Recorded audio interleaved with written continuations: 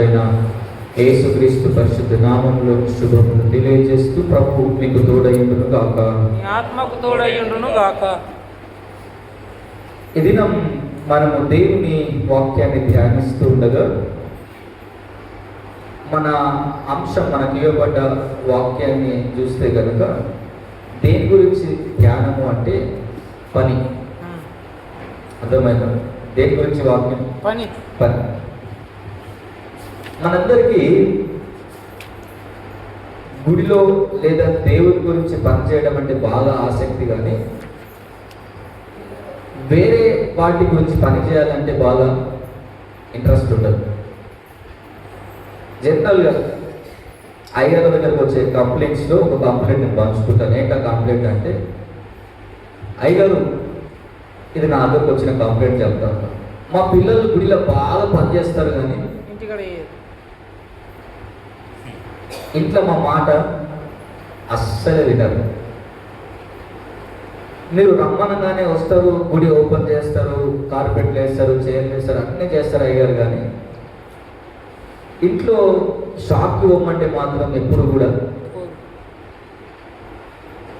మన అవగాహనలో మనం ఏం ఆలోచిస్తున్నామంటే,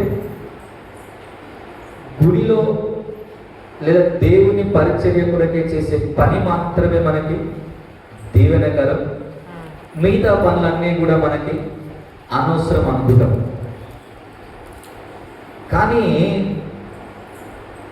మీరు పరిశుద్ధ గ్రంథాన్ని పని గురించి ఆలోచిస్తే, అర్థమైందా? పని గురించి దేవుడు మానవుని చేసిన తర్వాత మొట్టమొదటి ప్రాథమికమైన అంశం ఏంటిది అసలు? దేవుడు మానవుని చేసిన తర్వాత మొట్టమొదటి విషయం ఆదాంకి ఏం చెప్పాడు దేవుడు? మీరు ఆదికాండం 2వ అధ్యాయం 15వ వచనం చదివితే, మరియు దేవుడైన యెహోవా నరుని తీసుకొని ఏదైనా తోటను సేద్యపరచుటకును దాని కాచుటకును దానిలో ఉంచాడు. ఇప్పుడు జాగ్రత్త చెప్పండి, ఆదామును సృజించిన తరువాత ఆయన చేసిన మొదటి కార్యం ఏంటిది? పని చేయటం. ఏం పని? తోటను సేద్యపరచాలి. ఏదైనా తోటను సేద్యపరచాలి, దాన్ని మంచిగా ఫలించేటట్టు, ఆకులు రాలిపోతే తీయటం, లేదా ప్రతి చెట్టుకు నీరు అందేలాగా చేయటం. అవునా? అంటే ఫస్ట్ ప్రయారిటీ ఏంటిది మానవ జీవితంలో? ఇప్పుడు పని చేయాలి. అవునా? ఆ పని ఎట్లా చేయాలి? పని చేయాలి. ఎందుకంటే పని చేయటంలో చాలా రకాలు ఉంటాయి. అర్థమైందా? ఈ పోయి నాకే చెప్పిర్రా పని అని పని చేస్తాం, ఇది తప్పక పని చేస్తాం. అర్థమైందా? అంటే ఇక తప్పగా నేనే చేయాలి, ఇక నన్ను వదిలేటట్టు లేరు అని చేస్తాం. కానీ ఎవరు దీవించబడతారు అంటే, పనిని లేదా మనం చేసే పని ద్వారా దేవుడిని మహిమ పరచటం అని ఎవరన్నా గుర్తించి పని చేస్తే గనక దేవుడు వాళ్ళని చాలా దీవిస్తాడు. అర్థమైందో? ఎంతగా అంటే యేసుక్రీస్తు ప్రభుల వారు ఒక ఉపమానం చెప్పినారు. ఏమన్నా తెలుసా? ఓ యజమాని లేదా ఒక రాజు ప్రయాణం చేస్తూ వెళ్తున్నప్పుడు, మత్తయి సువార్త 25వ అధ్యాయం, ఇప్పుడు తీయనక్కర్లేదు మీరు, కానీ తన దాసులను పిలిచి ఒకరికి 10 తలాంతులు, ఒకరికి 5, ఒకరికి 1 ఇచ్చి, నేను మళ్ళీ వస్తా, మీరు పని చేయండి అని చెప్పి పెట్టాడు. అవునా? ఇప్పుడు వీళ్ళందరిలో ఎవరిని దీవించిండు దేవుడు? ఎక్కువ పని చేసి ఎక్కువ కష్టపడ్డా. ఏమంటే తెలుసా? బల నమ్మకమైన మంచి దాసుడు. నువ్వు ఏం చేసినావు? కొంచెంలో నమ్మకంగా. వాడు లాభం సంపాదించినందుకు కాదు దేవుడు దీవించింది, గుర్తుపెట్టుకోండి. నమ్మకంగా వాడిని దీవించింది నువ్వు పని కరెక్ట్గా చేసినావు. అర్థమైందా? నువ్వు ఎక్కువ సంపాదిస్తేనే దీవెన కాదు. నీ సామర్థ్యము కొలది దేవుడిని పనిచ్చినప్పుడు ఆ పనిని నమ్మకంగా చేసిండు వాడు. అందుకే ఏమన్నా తెలుసా, నువ్వు సంపాదించిన విధానం అంటే నువ్వు పని చేసిన విధానం నీకు నీకు ఇచ్చిన దాంట్లో నువ్వు ఎక్కువ పని చేసినావు కదా, నేను నీకు ఇంకా ఎక్కువ పని చెప్తా, నేను ఎక్కువగా దీవిస్తా. అంటే ఇప్పుడు చెప్పండి, మనం ఎందుకు వెనకబడ్డాం? మనం ఎందుకు దీవించబడతలే? అంటే మనం పని చేయడం చేత కాదు. యాక్చువల్గా మనం గుడిలో చేసే పని మాత్రమే దీవెనకరం అనుకుంటున్నాం. మనం చేసే ఉద్యోగం, టీచింగ్ ప్రొఫెషన్ కావచ్చు, మెడికల్ ప్రొఫెషన్ కావచ్చు, ఆ లాయర్, ఏదైనా డాక్టర్, ఏదైనా ప్రొఫెషన్ కావచ్చు. ఆ ప్రొఫెషన్లు అన్నీ మీరు ఏమనుకుంటారు తెలుసా? డబ్బు సంపాదిస్తే చాలు అనుకుంటారు. యాక్చువల్గా మీరు పని ఎందుకు చేస్తారు అంటే మాకు డబ్బు కావాలి. కానీ పని చేసేది కేవలం డబ్బు కొరకు కాదు. ఆ పని దేవుని నీకు బాధ్యత, అది నీ రెస్పాన్సిబిలిటీ. అందుకే ప్రతి మానవుని ప్రథమ కర్తవ్యం ఏంటయ్యా అంటే పని చేయటం నేర్చుకోవాలి. చాలా పాత సామెత ఏంటిదో తెలుసా? ఓ తండ్రి తన కొడుకుకి పని చేయటం నేర్పించకపోతే వానికి దొంగతనం నేర్పించినట్టంట. అర్థమైందా? ఓ తండ్రి తన పిల్లలకు పని చేయటం నేర్పించకపోతే వానికి ఇండైరెక్ట్ గా పక్కవాడిని లాక్కోవడం, దొంగతనం నేర్పించిన వాడట. అంటే ఆది నుంచి మనం ఏం నేర్పించాలి? పని చేయటం నేర్పించాలి. కేవలం డబ్బు సంపాదన కొరకు లేదా కేవలం నేను బతకడానికో కాదు. పని మన బాధ్యత. మీకు మాట నేను పరిశుద్ధ గ్రంథం నుంచి గుర్తు చేస్తాను. చూడండి, పౌలు తెస్సలోనికీయులకు రాసిన 2వ పత్రిక 3వ అధ్యాయము ఒక్కసారి మనం 10వ వచనం చదువుదాం. ఎప్పుడన్నా మీరు ఈ మాట చదివినారో గుర్తుందో లేదో నాకు తెలియదు కానీ, మరియు మేము మీ యొద్ద ఉన్నప్పుడు ఎవడైనను పని చేయనొల్లని ఎడల, ఎవడైనను ఏం చేయకపోతే, పని చేయని ఎడల వాడు భోజనం చేయకూడదని మీకు ఆజ్ఞాపించింది కదా. ఏమని చెప్పిండంట అంటే ఏంటో తెలుసా? No work no food. అంతేగా చెప్పిన మాట. ఏమన్నా సార్, మీలో ఎవడైనా పని చేయనొల్లని ఎడల వారికి గట్టిగా మేము ఆజ్ఞాపించేది ఏంటో తెలుసా? వారికి తినే హక్కు లేదు. మనం ఎంతమందిని దర్జాల సుఖానికి అలవాటు పడ్డాం చెప్పండి. ఇప్పుడు మన ఒళ్ళు ఎందుకు ఉన్నది పనికి అంటే మనకు సుఖం అంటే చాలా ఇష్టం. మనం సుఖానికి అలవాటు పడ్డాం. మనం పని చేయడం చేత కాదు. అందుకే వాక్యం అన్నది సోమరి దేని దగ్గరికి ఏం నేర్చుకోవాలి? చీమలు చూసి ఏం నేర్చుకోవాలి? చీమలు చూసి పని చేయడం నేర్చుకోమన్నాడు దేవుడు. అర్థమైందా? అవి వేసవిలో కూర్చుకుంటే బాగా కష్టపడి పని చేస్తాయి. కానీ పని చేయను అని ఏమన్నది వాక్యం? సోమరి అయినా చెడ్డదాసుడా. నువ్వు సంపాదించలేదని దేవుడు తిట్టలేదు, నువ్వు పని చేయలేదని దేవుడు నీకు దీవించాడు. ఏ పని అన్నా కానీ నీకు పని చేయడం చేత కానప్పుడు దేవుడు నిన్ను దీవించడానికి ఎప్పటికీ ఇష్టపడడు. మనం ఏదైనా పని చేయడానికి పూనుకున్నప్పుడు ఆ పనిలో మనం నమ్మకంగా నిజాయితీగా పని చేయడం నేర్చుకోవాలి. మీరు యోసేపు జీవితాన్ని జాగ్రత్తగా ఆలోచించండి. యోసేపు ఓ బానిసగా కొనిపోబడ్డాడు ఐగుప్తు దేశానికి, అవునా? కానీ గొప్పోడు ఎట్లయిండు? ఎప్పుడైనా ఆలోచించారా? ఆయన గొప్పోడు ఎందుకు అయిందో తెలుసా? ఆయన పని తన యజమానిని గొప్పోని చేసింది. అసలు ఫరోకి అంత ఆస్తి ఎట్లొచ్చింది? ఎప్పుడైనా ఆలోచించారా? ఫరోని చాలా భూములు, చాలా పశువులు, చాలా సంపద ఎట్లొచ్చిందో తెలుసా? యోసేపు ఆ పరిస్థితులలో ధాన్యం అంతా ఆ పొలాలు, పశువులను ఎవరి కోసం కొన్నాడో తెలుసా? ఫరో కొరకు కొన్నాడు. ఈయన కొనుక్కోవచ్చు కదా, 10 ఎకరాలు నేను యజమాని పేరు రాసి 1 ఎకరం నా పేరు రాసుకుంటా అనొచ్చు కదా యోసేపు. అవి ఉండే అవకాశం ఉందా? అడిగే నాథుడు ఎవరు?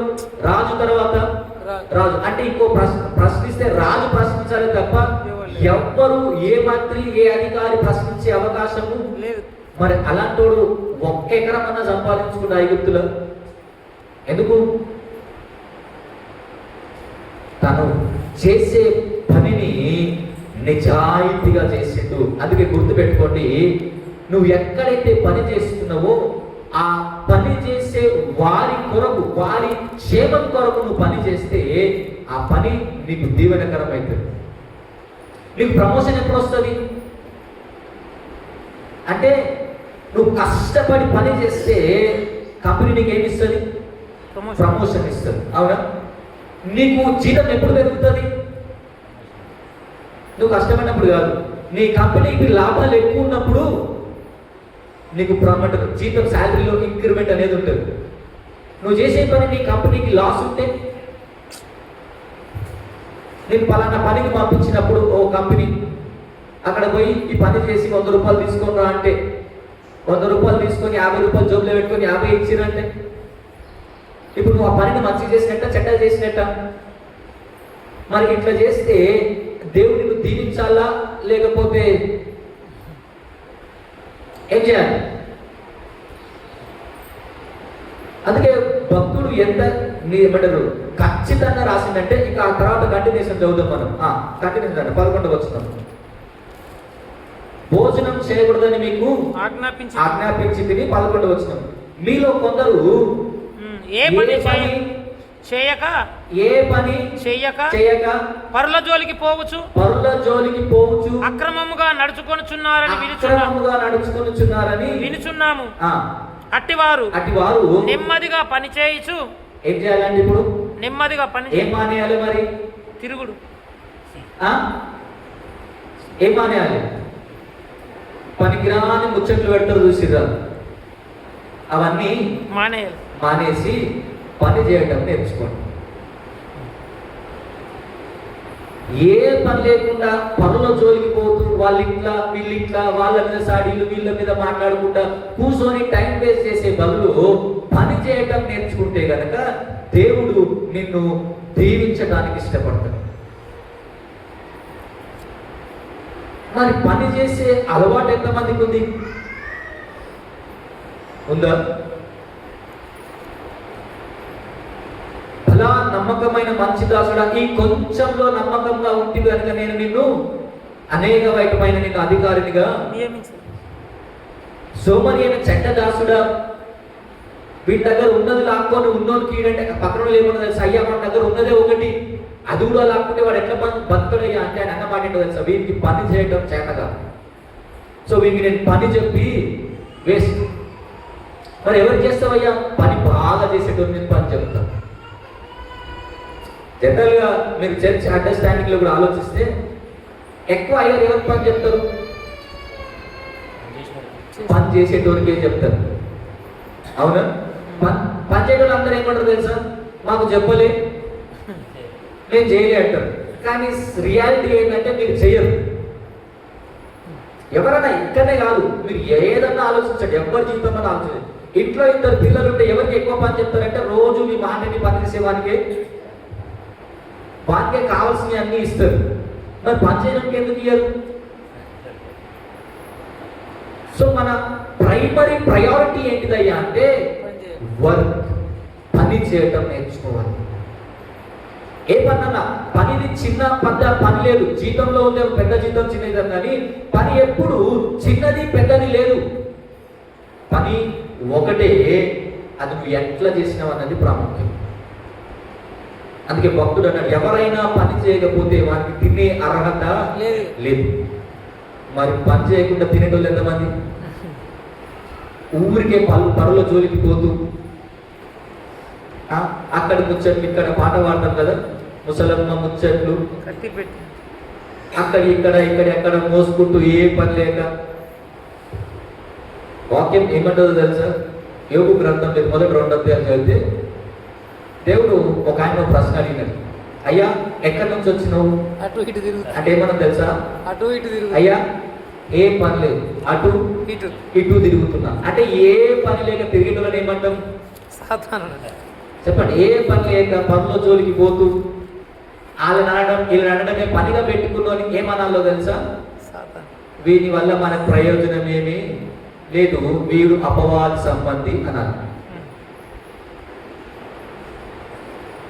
ఆదాము లేదా దేవుడు ఏదేం తోట చేసిన తర్వాత ఆదాముని ఏదేం తోటలో పెట్టి బాబు కాలు మీద కాలేసుకొని తిను అనలే. ఆ తోటలో నువ్వు పని చేయాలి. ఇంకా విచిత్రం ఏంటో తెలుసా? పాపము చేసిన తర్వాత చెప్పిన పని ఏంటో తెలుసా? నువ్వు కష్టపడి పని చేయాలి. ఎంత అంటే నీ చెమట నేలను తాకాలి. అంత కష్టపడి పని చేస్తే ఆ భూమి నీకు పంటనిస్తుంది. అది నువ్వు తిని నువ్వు బతకాలి. అంటే మనం పని చేయటం చేత కాకపోతే మనం ఎదగటంలో కూడా మనము విఫలమైపోయినామని అర్థం. ఎవరమైనా అందుకే దేవుడు అన్నమాట, ఫల నమ్మకమైన మంచి దాసుడు, మంచిగా పని చేస్తాను, నేను నిన్ను దీవించడానికి ఇష్టపడతాను. అంటే బాగా ఆలోచించండి. ఇప్పుడు దేవుడు దీవించడానికి క్రైస్తవుడే అవ్వాల్సిన పని లేదు, అవునా? ఎవరైనా, ఏ మతమైనా, ఏ కులమైనా, ఏ ప్రాంతమైనా నీకు పని నమ్మకంగా చేయటం చేతనైతే దేవుడు ఎవరినైనా దీవిస్తాడు. వాడు క్రైస్తవుడే అవ్వాల్సిన రూల్ ఏమీ లేదు. నీకు నమ్మకంగా నిజాయితీగా నీకు అప్పగించబడి చేయగలిగితే దేవుడు ఖచ్చితంగా దీవిస్తాడు. నువ్వు దీవించబడకుండా పక్క వాళ్ళందరూ దీవించబడరు అంటే అర్థం ఏంటంటే నువ్వు సరిగ్గా పని చేయలే. ఏదో చేతులు దులిపేసుకున్నాం త్వరగా అని పని చేసినాం మనం. అందుకే మన దీవెనలు కూడా దులిపేసినట్టే ఉన్నాయి. అన్ని పని దేవుడికి మహిమ తెచ్చే విధంగా ఉండదు. మన పనిని చూసి అప్ప బాగా చేసినారు, ఎవరు చేసింది ఈ పని అనాలి మనం చూసి. అప్పుడు మనం కరెక్ట్గా చేసినట్టు పని. ఎవరా చేసింది పని అంటే సేమ్ పదాలే రెండు, సేమ్ స్టేట్మెంట్లే రెండు, కానీ అనే విధానంలో చాలా తేడా. అబ్బా ఈరోజు ఎవరు కార్పెంట్లు బాగా వేసారు చర్చిలో, ఎవరు వేసారు అని అనుకోండి. అంటే అర్థం ఏంటి? మంచిగా వేశారు. ఈరోజు చాలా మంచిగా వేసారు, ఎవడరా కార్పెంట్లు వేసింది ఈరోజు అని నువ్వు చేసిన పని మళ్ళీ ఇంకోటి చేసింది అనుకోండి. అంటే అర్థం ఏంటి? నువ్వేదో నామకే భాష దులుపుకొని పోదాము అనుకున్నావు. ప్రతి శనివారం ప్రతి కుటుంబానికి చర్చ్ క్లినిక్ ఇస్తారు కదా. నేను గుడికి వచ్చి ఫస్ట్ చూసేది ఏంటో తెలుసా?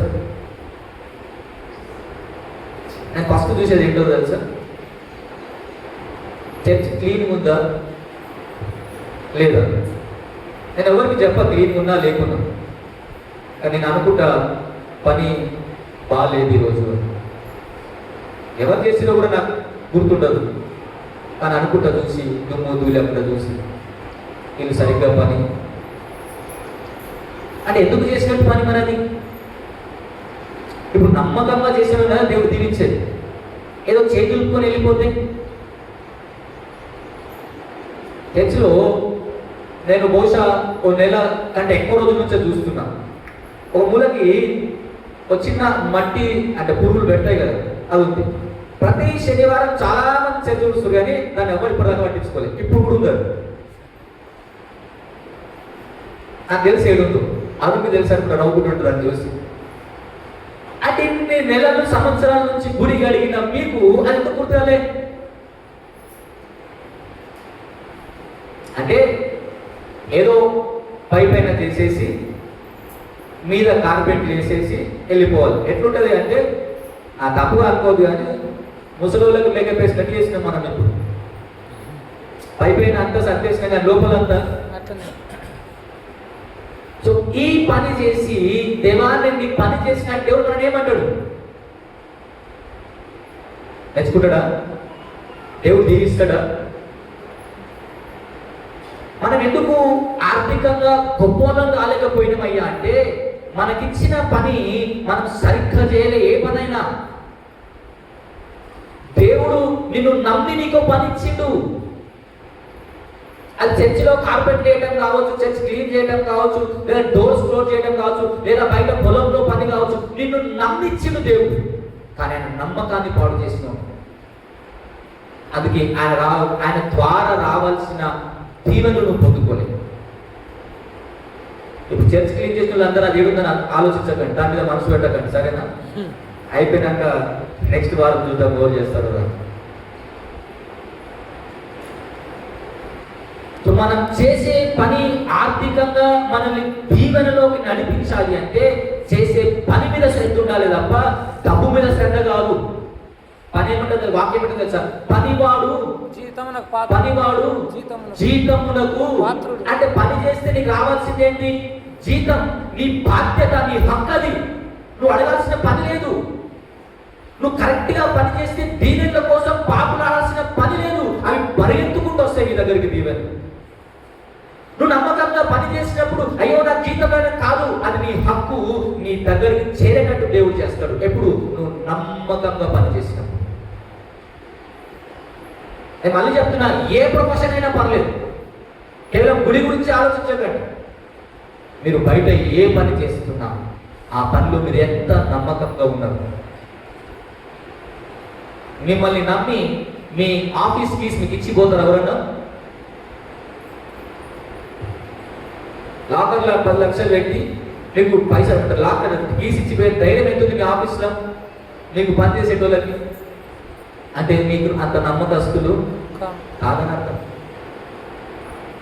కానీ దేవుడు చూసేది నువ్వు ఎంత నమ్మకంగా పనిచేస్తావు. నీ నమ్మకత్వాన్ని బట్టి దేవుడు నిన్ను దీవిస్తూ ఉంటాడు. అందుకన్నా నమ్మకంగా పనిచేసినప్పుడు ఆశీర్వాదాలు నిన్ను పరిగెత్తుకుంటూ వస్తాయి. నువ్వు ఆశీర్వాదం కోసం, డబ్బు కోసం పరిగెత్తాల్సిన పని లేదు. అది నీ హక్కు, దేవుడు నీ దగ్గరికి చేరేటట్టు చేస్తుంటాడు. చూడండి, మనం చదివిన నిర్గమకాండము 31వ అధ్యాయం ఎలా పని చేస్తామో, ఎలా మన జీవితాన్ని కట్టుకుంటామో అని మనం చూస్తే, నిర్గమకాండం 31వ అధ్యాయం 6వ వచనాన్ని మనం చదువుదాం.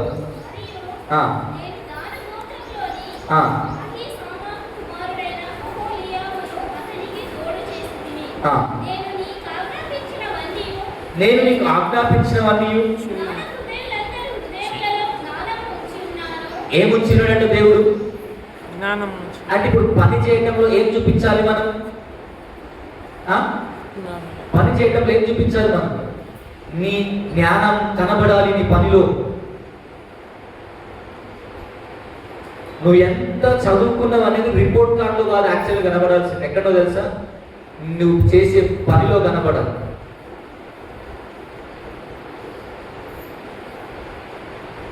ఆ దేవుడు తన పని జరిగించబడటంలో ఆయన స్పష్టంగా ఇద్దరి గురించి మాట్లాడటం తెలుసా? వారికి నేను జ్ఞానాన్ని ప్రసాదించిన ఏం చేయడానికి? పని చేయించుకోవడానికి కాదు. ఏం చేయడానికి? పని చెయ్యటానికి. సో మనం ఎప్పుడన్నా పని చేస్తే బుర్ర పెట్టి పని చేయాలన్నమాట. ఏం పెట్టి పని చేయాలి? బుర్ర పెట్టి. మనం అది పెట్టాం. మనం అది పెట్టమని ఎందుకంటామంటే మనం చేసే పనులు చాలా మట్టుకు ఇంకొకరు వచ్చి చేస్తారు.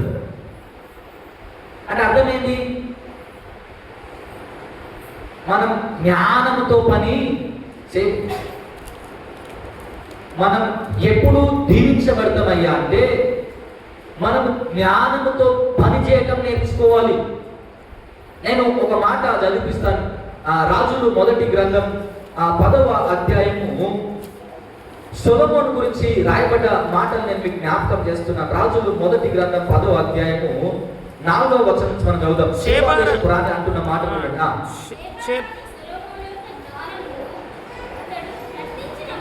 4వ వచనం నుంచి 4వ వచనం.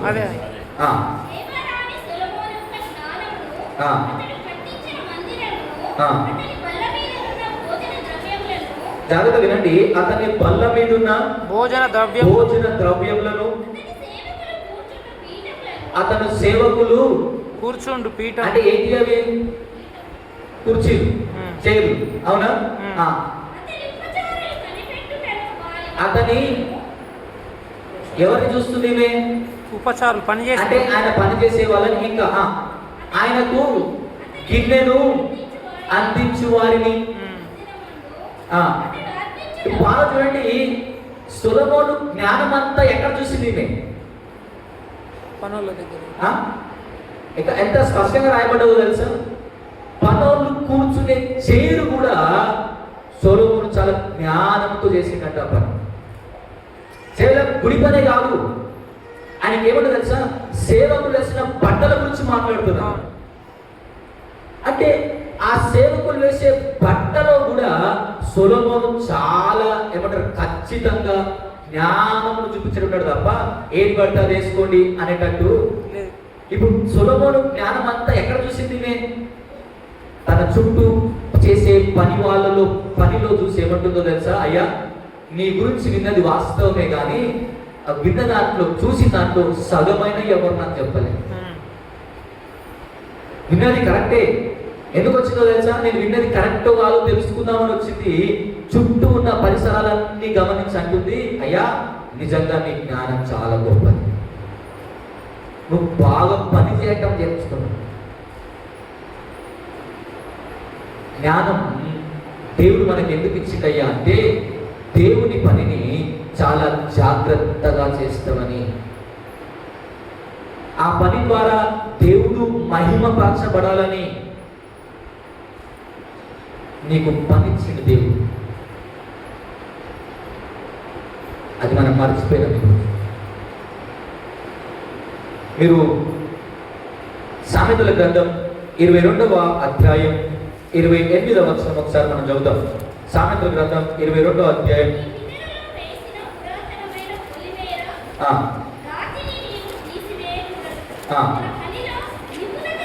తన పనిలో నిపుణత గలవాన్ని చూచితివా,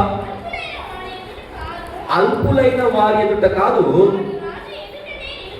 ఎవరు నిలిచేది రాజులు ఎదుట? పనిలో నిపుణత గలవారు. బుద్ధి లేనోరా బుద్ధిన్నోళ్ళ? చెప్పండి మరి చెప్పండి, మీరు ఆ స్థాయికి ఎందుకు పోలే? ఎందుకు పోలే? రీసెంట్గా అంటే నిన్ననేమో అనుకుంటా, వీడియో మొత్తం చూడలేదు కానీ అడున్న స్టేట్మెంట్ చదివిన, ఆ స్టేట్మెంట్ నేను గుర్తు చేస్తాను. ఆయన ఒక ఐఏఎస్ ఆఫీసర్ ఇలానే హాస్టల్స్ అన్ని తిరుగుతూ ఉన్నప్పుడు అడున్న స్టేట్మెంట్ మాత్రమే చదివిన చెప్తా.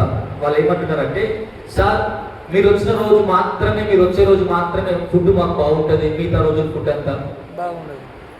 అంటే చెప్పండి, పని ఎట్లా జరిగింది?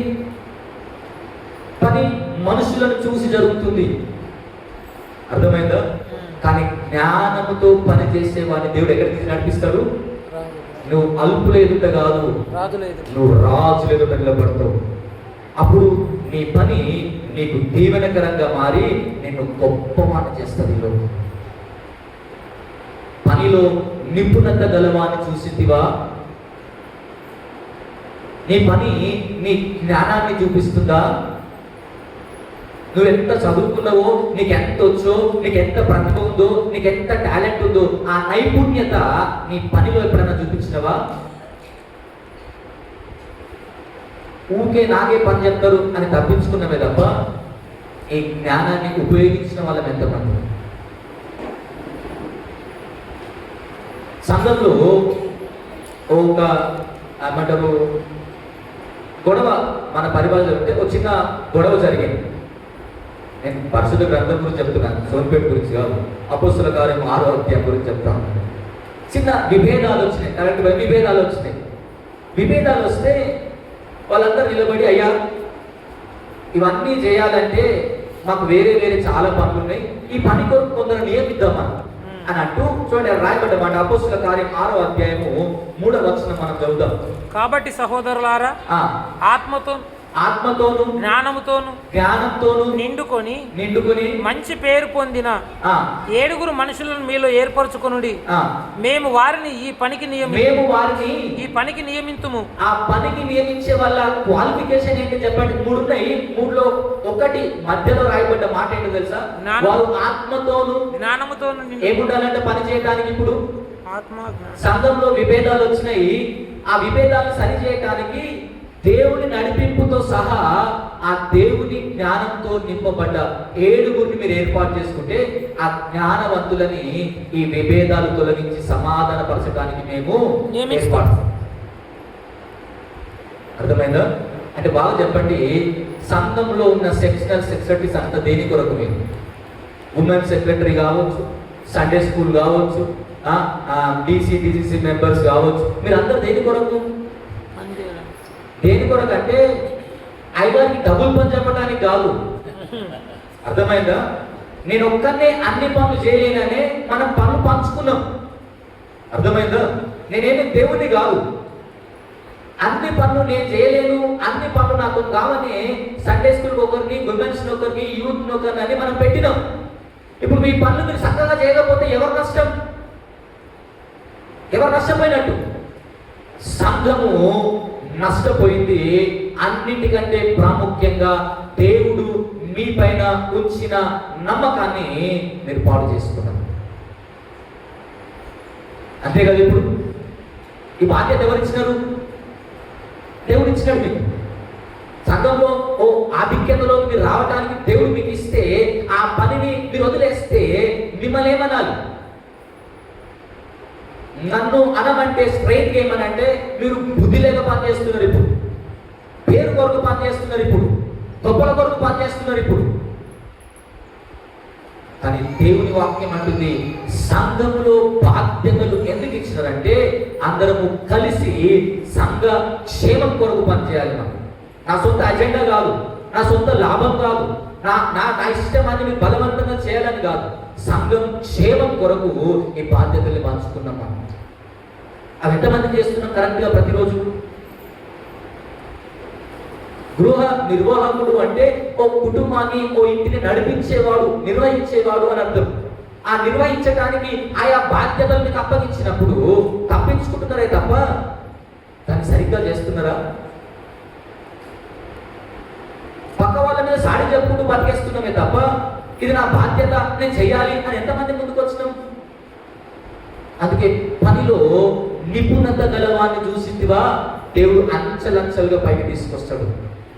ఒకేసారి డే అండ్ నైట్ లో రాత్రి మీద జరగదు.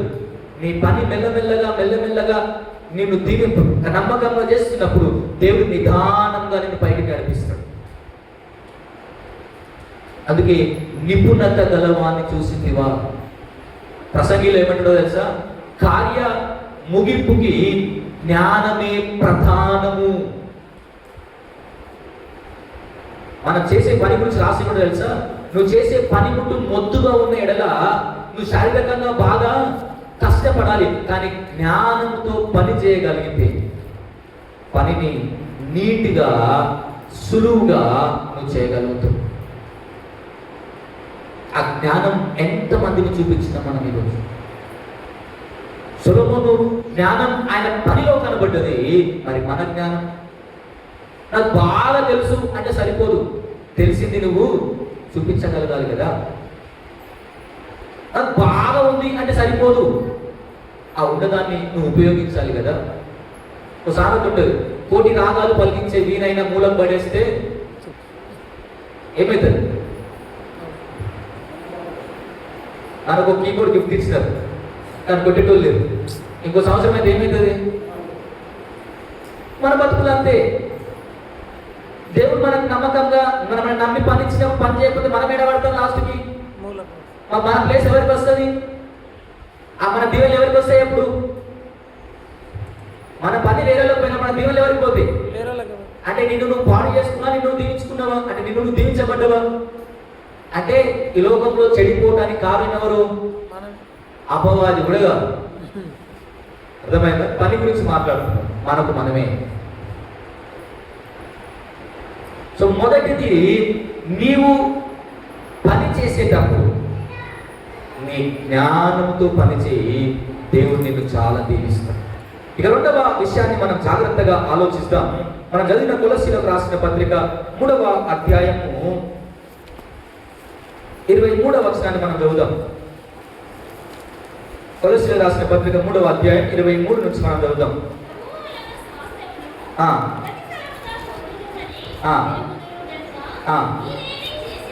మీరేమి చేసినను మనుష్యుల నిమిత్తము కాక ఎట్లా చేయాలంటే పని మనస్ఫూర్తిగా. ఇప్పుడు ఏం పెట్టాలి మన పనిలో? మనసు. మీరు ఇడున్నారు కానీ మన సైడ్ ఉందో అన్నట్టు మిమ్మల్ని చూస్తుంటారు.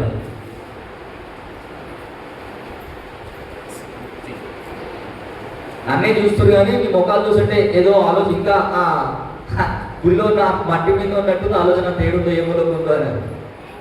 అదే మూలం లేదు, గంటి కనబడుతుంది చూస్తే చాలా పైకే ఉండదు. దాని గురించి మర్చిపోండి కొంచెం.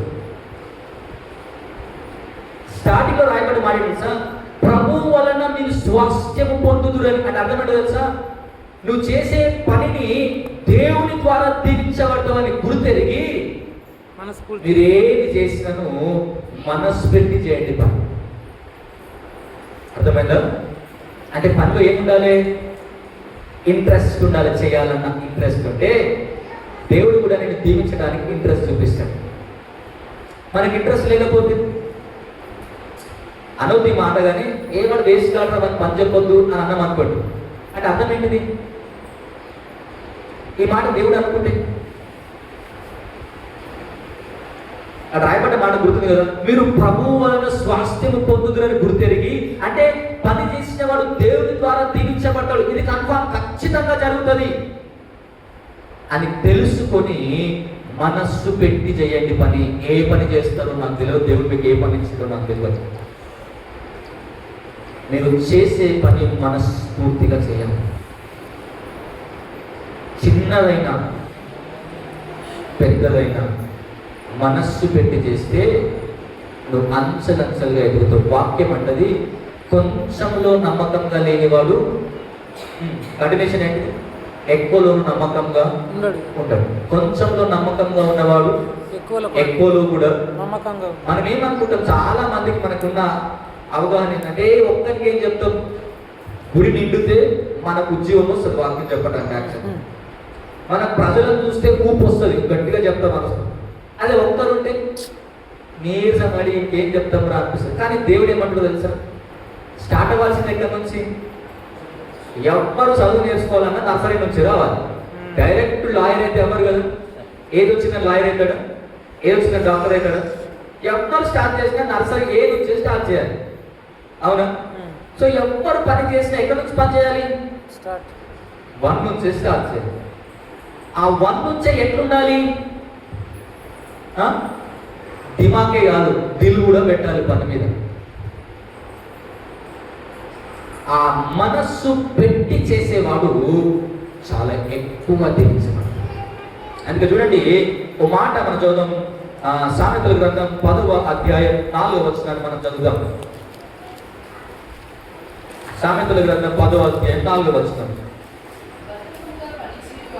బద్ధకముగా పని చేయువాడు దరిద్రుడు. ఏమన్నాడంట? ఈ వాక్యంలో మాటలే కదా, కాకపోతే ఎప్పుడంత ధ్యాస పెట్టుకుండకపోయించాం మేము అంతే.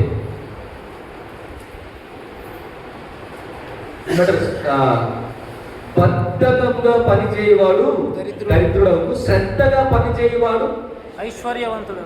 ఎవరు? అంటే నేను ఇండైరెక్ట్ గా అడుగుతున్న మాట ఏంటో తెలుసా, మీరు ఎందుకు బీదోళ్ళు అయినారు? బీదవాడలో పుట్టడం తప్పేమీ కాదు, దాన్ని మనం ఏం చేయలేదు, అవునా? కానీ అదే పేదరికంలో చచ్చిపోతే కనుక అది ముమ్మాటికి నీ చేతులారంభం చేసుకున్న పని. అందుకే వాక్యం అంటే బద్ధకంగా పనిచేసేవాడు దరిద్రుడైతాడు. అంటే ఉన్నది కూడా వాక్యం ఒకసారి ఉంది కదా, కూర్చొని తింటే రాళ్ళైనా కరిగిపోయి. తాతలు సంపాదించరు, నాన్నలు సంపాదించారు, కూర్చొని తింటుడు కాదు. ఉన్నదాన్ని పని ఎట్లా చేయాలని నేర్చుకోవాలి. ఉన్నది అమ్మేసుకొని బతకడం కాదు, ఉన్నది గొప్ప ఎక్కువ ఎట్లా వేసుకోవాలో ఆలోచించాలి. మనకున్న ఆలోచన ఏంటి? మనకున్న ఆలోచన అమ్మేసుకోవడం మనకు బాగా ఈజీ. కానీ అమ్మినాక కొనాలంటే గగనంతో కూడుకున్న పని. ఇప్పుడు ఏది కొనాలన్నా కూడా.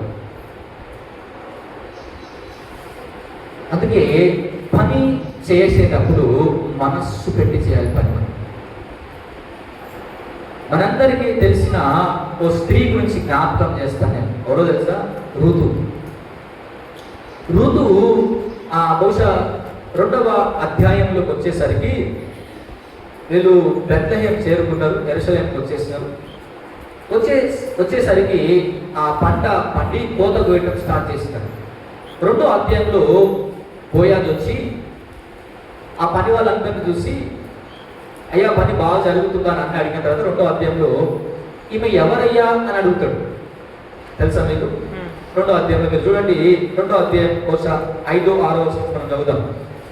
అప్పుడు బోయాజు కోయివారి మీద ఉంచబడిన తన పనివాడిని చూసి ఈ చిన్నది ఎవరిదని అడగగా, ఈ చిన్నది ఎవరు అని అడగగా, బాగా చూడండి, మొదటిసారి ఆ స్త్రీని చూస్తున్నాడు.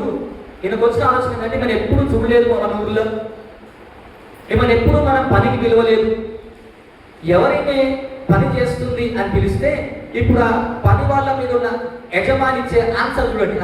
కోయివారి మీద నుంచబడిన పనివాడు, ఈమె మోయాబు దేశం నుండి నయంతో కూడా తిరిగి వచ్చిన మోయాబీరాయులైన యవనస్తురాలు. ఆమె నేను కోయివారు వెనుకకు పనుల మధ్యను ఏరుకొని కూర్చుకొనుటకు దయచేసి నాకు సెలవు ఇమ్మని అడిగాను. ఆమె వచ్చి ఉదయం మొదలుకొని ఇది వరకు ఏరుకొని చుండెను. ఎప్పటిదాకా? సాయంత్రం ఇది వరకు ఏరుకొని చుండెను. చూడండి, ఆయన దేన్ని బట్టి ఇంప్రెస్ అయ్యిండు? ఆ అందాన్ని బట్టి కాదు. అర్థమైందా? ఆయన ఏమంటూ తెలుసా? అయ్యా ఆమె బాగా పని చేస్తుంది, వచ్చినప్పటి నుంచి అలుపు లేకుండా పని చేస్తూ ఉంది. ఆమె అస్సలు తీరిక కూడా తీసుకుంటలేదు పని చేయడానికి. ఆమె ఎవరు అంటే పలానామే అని చెప్తే క్లోజ్ ఇంట్రడక్షన్. కానీ ఏం చెప్పిండో తెలుసా? ఆమె ఎట్లా పని చేస్తుందో ఇంట్రడక్షన్ ఇస్తుంది బోయాజుకి. ఋతు గురించి పరిచయం చేయడానికి ఓ వ్యక్తి అంటున్న మాట, ఈమె పని బాగా చేస్తుందయ్యా, అస్సలు కూర్చోలే, మన పనులన్నా కూర్చో, కానీ మాత్రం చూడండి ఎంత మనస్సు పెట్టి పనిచేసిందో. ఇప్పుడు బాగా ఆ ఋతు గ్రంథాన్ని, ఆ 4 అధ్యాయాన్ని కొంచెం క్లుప్తంగా ఆలోచించండి. వీళ్ళు ఎరుసలేముకి వచ్చినప్పుడు ఏముంది వీళ్ళ దగ్గర? సున్నా. అర్థమైందా? సున్నా. కరువు వచ్చిందని పోయినారు, అంత పోగొట్టుకుని వచ్చినారు. వస్తే ఏమంటారయ్యా బంధువులు కూడా మనకు ఎవరు కనబడటం లేదమ్మా, మనమే బతకాలి. 2 స్త్రీలు ఏమీ లేకుండా 4వ అధ్యాయానికి వచ్చేసరికి అన్ని సమృద్ధిగా వచ్చినాయి. అవునా? ఎట్లా వచ్చినాయి? రాత్రి గాలి ఏమంటారు ఊడిపడ్డాయి మీదికి ఆకాశం నుంచి. ఏమన్నా ఎట్లా వచ్చినాయి? ఋతు చేసిన పని వారిని గొప్ప వారిగా మార్చింది. అందుకే పని చేసేటప్పుడు బద్ధకంగా నిర్లక్ష్యంగా పని చేయొద్దు, మనస్సు పెట్టి పని చేయాలి. మనం ఒకవేళ టీచింగ్ ప్రొఫెషన్లో ఏమైనా ఉంటే టీచింగ్ ఎట్లా చేయాలి అంటే, అబ్బా మాకు ఈ టీచరే కావాలి అన్నట్టు టీచింగ్ చేయాలి మనం. అప్పుడు మన పని మీద మనకు శ్రద్ధ ఉండాలి. రీసెంట్గా మెడికల్ డాక్టర్ గురించి న్యూస్ జరిగింది. ఆయన గవర్నమెంట్ డాక్టర్. యాక్చువల్గా ఆయన ఓ ప్రాంతం నుంచి ఇంకో ప్రాంతంకి ట్రాన్స్ఫర్ అయిపోయాడంట. ఆయన ట్రాన్స్ఫర్ అయిపోయినా కూడా ఆయన ఎక్కడికి ట్రాన్స్ఫర్ అయిందో కనుక్కొని ఈ ఊర్లో ఉన్న పేషెంట్స్ అందరూ కూడా ఆయన దగ్గరికే పోతున్నారట. ఈ ఊర్లో డాక్టర్ ఉన్నాడు, హాస్పిటల్ ఉంది, ఎందుకు ఆయన దగ్గరికే పోతున్నారు అంటే ఆ డాక్టర్ తన పని పట్ల చూపించిన శ్రద్ధ. రోగులందరూ ఇచ్చిన సాక్ష్యం ఏంటంటే చాలా దూరం ఆయన ట్రాన్స్ఫర్ అయిపోతే అక్కడ దాకా ఎందుకు పడిందంటే ఈయన చేసే ట్రీట్మెంట్, ఈయన చెప్పే మాట, ఈయన చేసే ట్రీట్మెంట్ మాకు మంచిగా అనిపిస్తుంది, మమ్మల్ని ఆదరిస్తుంది అంటే ఆయన పని ఎట్లా చేసింది? ఇప్పుడు ఎట్లా చేసింది? చాలా మనస్సు పెట్టి మనుషులను ప్రేమిస్తూ తన పనిని గౌరవిస్తూ పని చేసిండు. అందుకే అతన్ని గురించిన సాక్ష్యం అనేకులు ఇవ్వగలిగినారు. ఆయన క్రైస్తవుడేం కాదు సుమా, గుర్తుపెట్టుకోండి. కానీ సమాజంలో ఆయన చేసిన పనిని బట్టి ఆయన చాలా దేవుడి ద్వారా దీవించబడ్డాం. నాకు మనసు పెట్టి చేస్తావా పని? ఎప్పుడన్నా నీ జీవితంలో నీ పని ద్వారా నలుగురు మంచి మాటలు చెప్పిరా? నేను నమ్మి ఎవరన్నా నీకు ఈ పని అప్పచెప్తున్నారా? వీళ్ళకి చెప్తే పని కరెక్ట్గా చేస్తారు, వీళ్ళకి చెప్తా నేను అనుకున్నారా? అనుకోలేదు. అంటే నీకు మన పని మీద శ్రద్ధ లేదు, నీకు కేవలం డబ్బు మీద శ్రద్ధ. మనం డబ్బుని కాదు పనిని సరిగ్గా చేస్తే డబ్బు ఆటోమేటిక్గా వస్తుంది.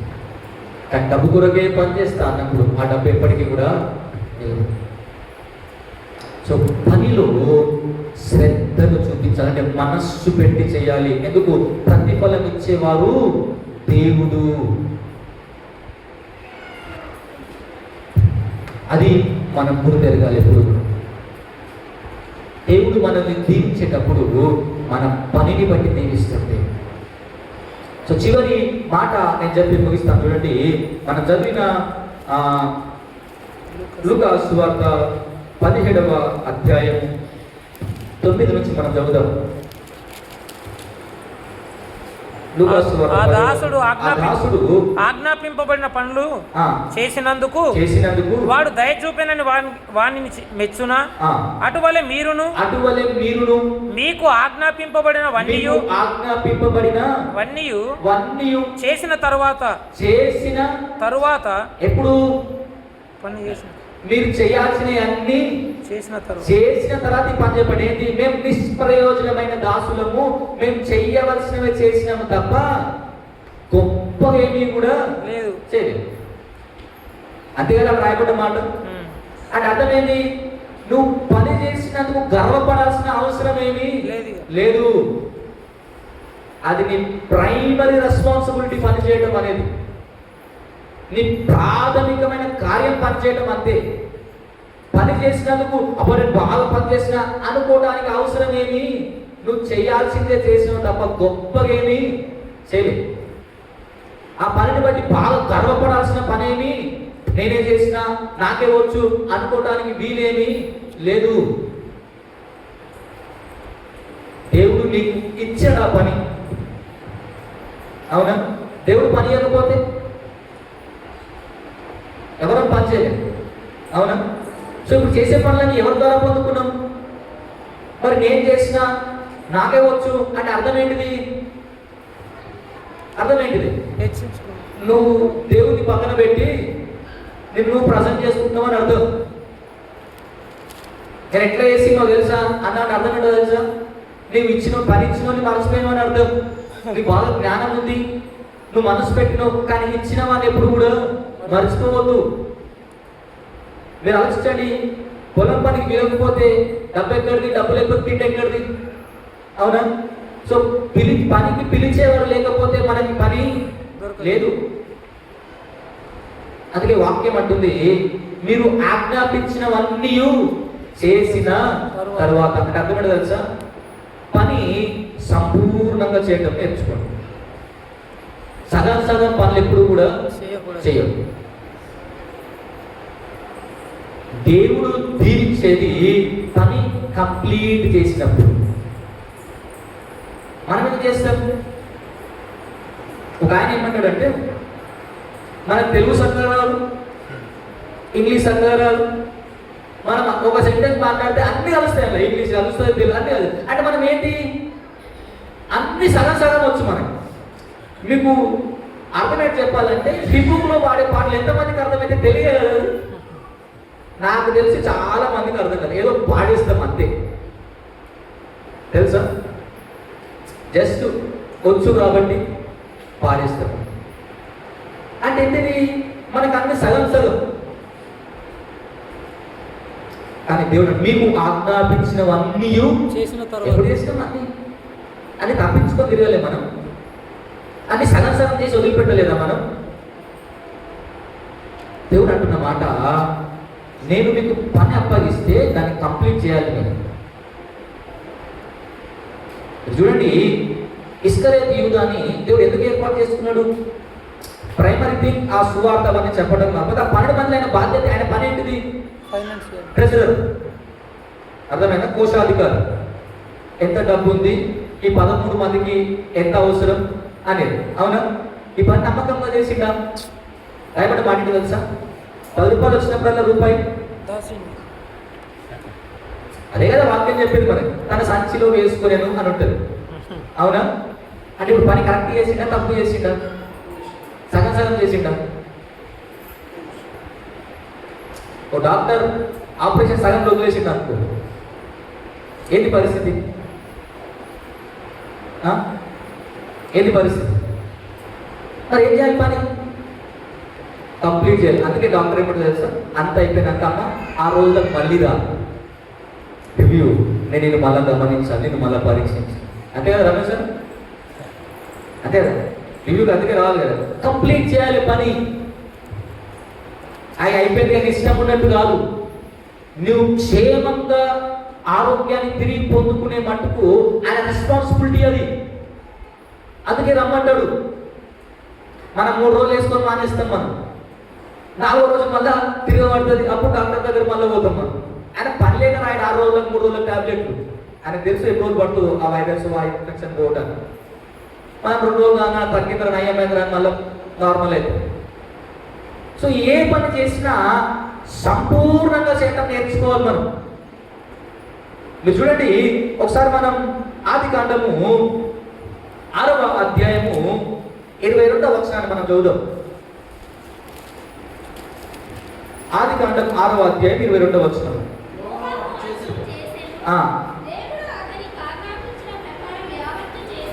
ఏం చేసిండంట నోవాహు?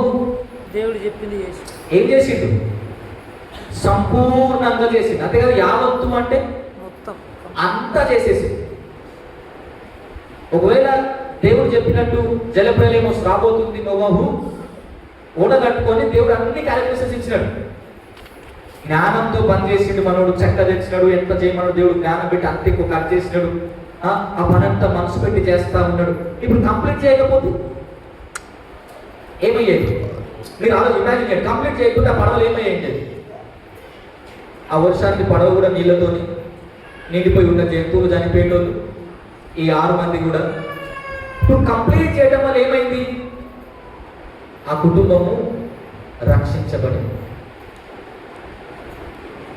నీవు నేను చేసే పనులు పరిపూర్ణంగా చేయాలి, కంప్లీట్ చేయాలి. పని ఏదన్నా కూడా సగం సగం మధ్యలో వదిలేది ఏ పని.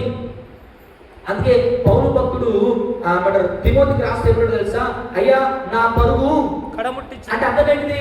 నేను పరిగెత్తినానా? నా పనిని నేను కంప్లీట్ గా చేసిన. దేవుడు నాకు అప్పగించిన బాధ్యతని నేను సంపూర్ణంగా ముగించిన. అది నా ఉద్దేశం. నా పరువు కడముట్టించింది అంటే దేవుడు నాకు ఇచ్చిన పనిని నేను ఎక్కడ కూడా అసంపూర్ణంగా చేయలేదు. నేను కంప్లీట్ గా చెప్పిన వాక్యం, ఏది దాచుకోలేదు, ఏది నాదే అనుకోలేదు. దేవుడు నాకు ఇచ్చిన పనిని నేను 100కు 100% చేసిన. అందుకన్నాడు, నా కొరకు నీతి కిరీటం పెట్టిండు దేవుడు. ఎందుకు? నేను ఎక్కువ చేసినది కాదు, నేను కరెక్ట్గా చేసిన. మరి పరిపూర్ణంగా ఎంతమంది చేస్తారు మీకు ఇచ్చిన పని? అన్నం వండేటప్పుడు మధ్యలో తిప్పేస్తాం అనుకో, ఎంతమంది తింటారు? ఎప్పటిదాకా ఆగాలి? అన్నం మంచిగా పలుకు పలుకుంటే ఎవడరా వండింది అంతే కదా, తినలేకపోతున్నాం అంటే పని ఎక్కడ అయిపోయింది? ఎక్కడ అయిపోయింది పని? మధ్యలో. మరి అసంపూర్ణ పని దీవెనకరము మనకి? చెప్పండి, దీవెనకరమేనా? అందుకే పోలంటే నా పరుగు నేను కంప్లీట్ చేసిన. మరి దేవుడు మీకు ఇచ్చిన పనిని మీరు ఎంతమంది సంపూర్ణంగా చేసేది? రోజు నీ ఇంట్లో నీ భర్త కొరకు, నీ పిల్లల కొరకు చేసే పని కావచ్చు, నీ కుటుంబ పోషణ కొరకు నువ్వు బయట ఉద్యోగంలో పొలంలో చేసే పని కావచ్చు. ఆ పనిని కంప్లీట్గా చేసిన వాళ్ళు ఎంతమంది? దేవుడు అలాంటి వారిని దీవిస్తాడు సుమా. మనందరము ఈ సృష్టిలో పని చేస్తూ ఉన్నప్పుడు ఎందుకు మనం దీవించబడలేదంటే మన పని మనం సంపూర్ణంగా చేయలేదు. దేవుడు అందుకు మనకి బట్టి ఆయాసపడతా ఉంటుంది. నీకు ఇచ్చిన పనిని, అందుకే ఒక సందర్భంలో మత్తయి సువార్తలో ఒక మాట, నీవు నీ స్నేహితుడు 1 మైలు రమ్మంటే తర్వాత కంటిన్యూషన్ అండి వాటితోని ఇంకో మైలు కూడా, అవునా? అంటే అర్థం ఏంటి? నువ్వు చేయగలిగిన పని మధ్యలో ఆపేయకు. ప్రసంగంలో రాయబడ్డ మాట తెలుసా? దేవుడు నీకు ఇచ్చిన పని శక్తి లోపం లేకుండా చేయము. ఎందుకు? కింద అంటారు, నువ్వెళ్ళు పాతాళమందు అయినను జ్ఞానమైన పని అయినా లేదు. నీకు పని ఉన్నది ఎక్కడ? భూమి మీద. బ్రతికున్నంతసేపు, అంతే కదా. సో బ్రతికున్నప్పుడు ఎట్లా పని చేసినాం మనం? సమాజంలో పని విషయం గుర్తింపు ఏంటిది? ఒకవేళ మిమ్మల్ని ఎవరన్నా పొలం పనికి పిలవాలనుకుంటే పలానమ్మ నేను పిలిస్తే బాగుండు అని అనుకున్నారా? ఆమె వద్దురా బాబు అనుకుంటున్నారు. పొలం పనుకు ఏదైనా ఇంటికి పనికి పిలవాలంటే, అరే పలానా ఉంటే బాగుండు, ఈ పని త్వరగా అయిపోతుండే, ఇంతమంది ఉన్నా అయితలేదు అంటే అర్థం ఏంటో తెలుసా?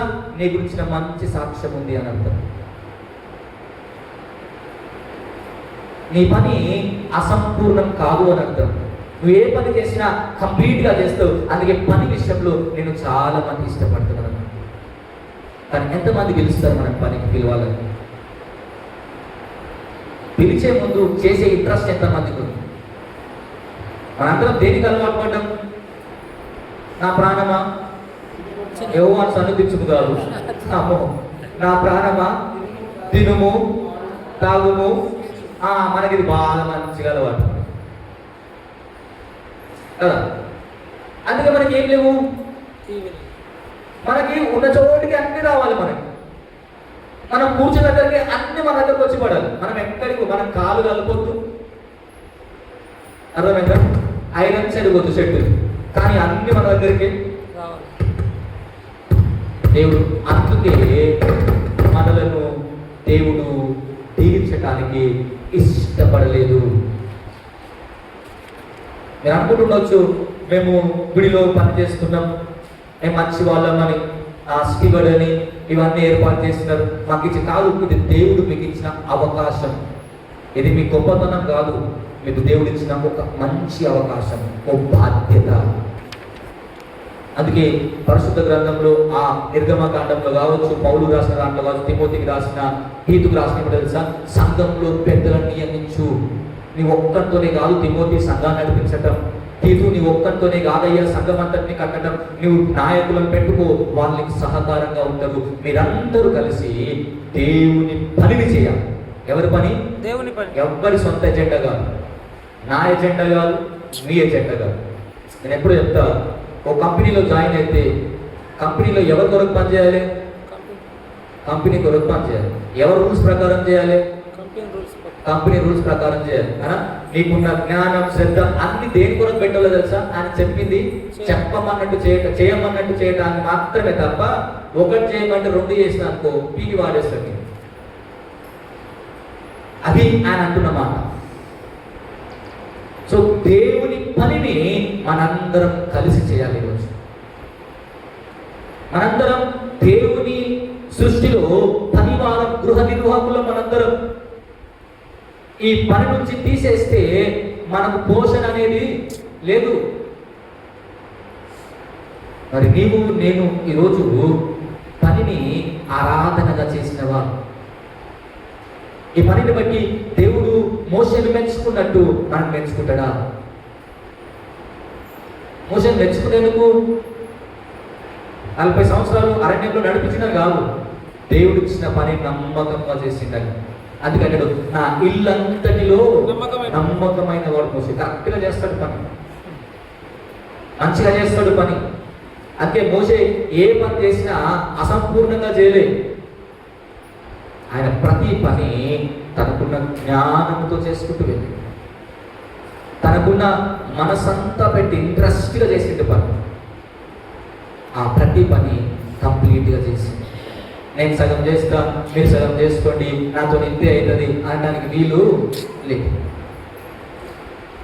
దేవుడు నిన్ను నమ్మిండు సుమా. మళ్ళీ గుర్తు పెడుతున్నా, సంఘంలో ఉన్న ఈ సెక్రటరీస్ అందరికీ చెప్తున్నా, దేవుడు మిమ్మల్ని నమ్మినికి బాధ్యతలు ఇచ్చింది. ఆ బాధ్యతకు మీరు రెస్పాన్సిబుల్. ఆ బాధ్యతకు మీరే దేవునికి జవాబు చెప్పుకోవాలి. ఒకరోజు నేను చేసేస్తా, నేనున్నా అంటే కుదరదు. దేవునికి మీరు ఒకరోజు మీకు ఇచ్చిన బాధ్యత గురించి మీరు జవాబు చెప్పుకోవాలి. ఆ జవాబు చెప్పుకునేటప్పుడు మీ పనిని బట్టి దేవుడి ముందు ఎలా నిలబడతాం మనందరం, నీవైనా నేవైనా. యోనా పని చేసింది. ఏం పని తెలుసా? అయ్యా నువ్వు నినివేకి పోయిడు, నేను పోలేదు అన్న గుర్తుపెట్టుకోండి, చెప్పి ముగిస్తా. పోయినాడు, పోయి 3వ అధ్యాయంలో అంతా చెప్పాడు. కానీ విచిత్రం ఏంటో తెలుసా? ఈ పని చేసినందుకు మనకి తృప్తి మాత్రం లేదు. అదే కదా 4వ అధ్యాయంలో నన్ను ఇది చూడడానికి నేను బతికించినవా సంపై ప్రార్థన చేసి పని చేసిండు. కానీ మనం ఇంట్రెస్ట్ లేకుండా చేసింది. మనం ఈరోజు నీ పని దేవుణ్ణి మహిమపరచాలి. పలానా వాళ్ళకి పని చెప్తే బాగుంటుంది అని మనల్ని నమ్మాలి సంఘం, సమాజం. నీకు పని చెప్తే మళ్ళీ ఆ పని గురించి అయిందా లేదా అని ప్రతి 4 సార్లు ఫోన్ చేయాల్సిన అవసరం రావద్దు. పని అయిపోయినాక అయిపోయింది పని అని నువ్వు చెప్పగలగాలి. అది మన బాధ్యత. సో ఆ బాధ్యతను మనం సక్రమంగా చేయాలి. అలా చేసిన రాత్రే పనివాడు జీతమునకు పాత్రుడు. సో దేవుడు నీకు జీతం ఇవ్వాలంటే నువ్వేం చేయాలో తెలుసా? పని చేయటం నేర్చుకో. నేను అయ్యగారుల గురించి చెప్పి ముగిస్తాను. ఏంటంటే చాలామంది ఈ మాట అంటారు, నేనేం తప్పుగా అనుకున్నాను. మీదేముంది అయ్యగారు, ఓ ఇంటికి పోయి తల మీద చేయి పెడితే, చెప్పండి, తల మీద చేయి పెడితే చాలామంది అన్నారు నాకు, నేనేం ఫీల్ కాను అంటే ఇలాంటి వాళ్ళతో ఫీల్ కాదు, వేరే అన్నారు ఎప్పుడు. నేనేమనుకున్నానంటే నా పని ఇది అయితే నీకు ఇవ్వాలని ప్రేరేపణ ఇచ్చింది ఎవరో తెలుసా? నేను కాదు. అర్థమైందా? నేను అడగలే. నేను అయ్యా నాకు తెలిసి మాత్రం అడగడు, అవునా? కానీ ఇవ్వాలన్న ప్రేరేపణ ఎవరికి వచ్చింది? మీకు వచ్చిన ప్రేరేపణ ఎవరు ఇచ్చిర్రు? దేవుడు ఇస్తాడు, నేను ఇయ్యాను. అర్థమైందా? సో మీరు అంటే నా పని ద్వారా ఎట్లా నన్ను పోషించిందో తెలుసా దేవుడు? అంటే కదా పనివాడు జీతమునకు అయినా ఎట్లా తింటా? అయ్యా నీవు పని కరెక్ట్గా చేస్తే నేను సంఘాన్ని ప్రేరేపిస్తా నిన్ను పోషించగా. నువ్వు పని సంఘం చేయకపోతే నేను సంఘాన్ని ప్రేరేపించను. నేను అర్థం కావటం చెప్తాను. సో ఓ సేవకుడు పని కరెక్ట్గా చేస్తే దేవుడు ఎక్కడ కూడా పస్తులు పెట్టడు. పని కరెక్ట్గా చేస్తే దేవుడు ఇతరులను ప్రేరేపించి వారికి దీవెనకరంగా మారుస్తాడు. అందుకే మీరు ఎప్పుడు అందరు చాలాసార్లు ఇంటికి వస్తే, అయ్యగారు మీరు తీసుకోకపోతే మాకు దీవెనలు ఇంటికి వస్తాయి, అవునా? అయ్యగారు మీరు తినకపోతే ఎట్లా మా ఇంట్లో దీవెనలు రావు కదా అంటారు. అంటే అర్థమైంది మీ ప్రేరేపణ ఎక్కడి నుంచి వచ్చింది? ఇది నా మీద కాదు, మేము ప్రేరేపించబడ్డ దేవుని ద్వారా మీకు ఇస్తే మేము కూడా. సో చూడండి, ఇది అందరికీ వర్తించే పని, నాకు ఒక్కనికే కాదు, ఇది అందరికీ వర్తిస్తుంది. సో పనివాడు జీతమునకు పాత్రుడు, ప్రభువు మీకు స్వాస్థ్యమును ప్రతిఫలం ఇస్తాడని ఎరిగి మీరు పని చేయండి. అలా పని చేసి దీవించబడ్డకు దేవుని కృపా సన్నిధి మనందరికీ తోడైంది, నడిపించును గాక. తలలు వచ్చి ప్రార్థన చేద్దాం. అదేవా మా ప్రభువా పరిశుద్ధుడా మీకు వందనాలు. అయ్యా మీరు నిరంతరము మానవ జీవితంలో పనిచేస్తున్న దేవుడు.